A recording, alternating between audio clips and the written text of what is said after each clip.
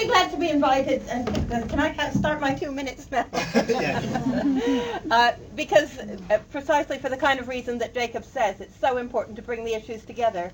And fuel poverty and housing are often kept separate, when in fact that money that you put in the meter has to come out of the same budget as the rent. And although that is officially recognized when they calculate, for instance, how much you're supposed to be paying off on your arrears, in practice that doesn't happen. And people are forced, especially if they're on a prepayment meter, they're basically forced to pay the fuel bill at the expense of everything else they might have to pay. Their kids' food, the rent itself, any other debts. Fuel has to come first, because when you don't feed the meter, and that means paying arrears before you even get any fuel out, when you don't do it, you're left in the dark and the cold. And it's not a secret, 10,000 people a year die of fuel poverty in the winter in this country a year. We do have some rights to defend ourselves against the fuel companies, but they're not enforced in any way.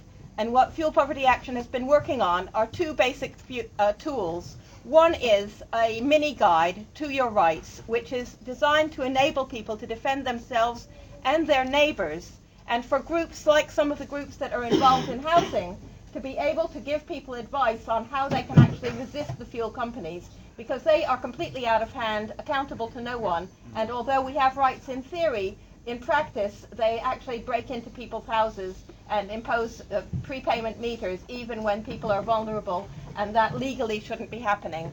So the first tool is this mini guide, and we're trying to build up a self-help movement around the country where people who are engaged not full-time on fuel poverty, but working on housing, working on advice, working on health, working in trade unions,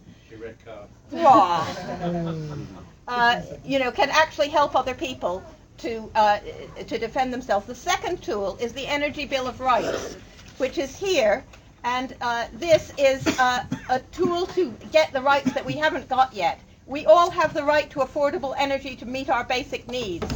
Everyone should be able to cook food and keep warm when it's cold. Then it lists rights for energy that doesn't cost the earth, basically doesn't destroy the climate, doesn't destroy the environment, fracking, and so on. And it ends with, we all have the right to properly insulated, well-repaired housing that does not waste energy.